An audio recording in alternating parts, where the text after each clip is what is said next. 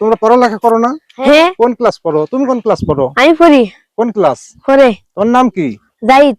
জাহিদ। আর তোমার নাম? আব্দুল্লাহ। আব্দুল্লাহ কোন ক্লাস? 3। আব্দুল্লাহ 3 তে পড়ে আর জাহিদ কিন্তু 4র্থ শ্রেণীতে পড়ে। এই তুমি পড়ো না? হ্যাঁ। কোন ক্লাস? ক্লাস 3। আমি ইকবাল কবির রঞ্জু আপনাদের যুক্ত করেছি পাবনার চাটমোহর উপজেলার লাঙ্গলমারা মাঠ থেকে। এই যে গ্রামের মেঠো পথ দেখছেন, এই পথেই কিন্তু ওরা কাজ করতে যাচ্ছে। তোমরা কি কাজ করো? পেঁয়াজ তোলা। কত করে? 12 কেজি। একদিনে হ্যাঁ।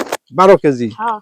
আচ্ছা, ওরা কিন্তু পেঁয়াজ তোলার জন্য যাচ্ছে। তবে এখন পেঁয়াজের মৌসুম, এই এলাকায় অনেক জমিতে কিন্তু পেঁয়াজের চাষ হয়। আর এই পেঁয়াজ তোলার জন্য কিন্তু ওরা যাচ্ছে।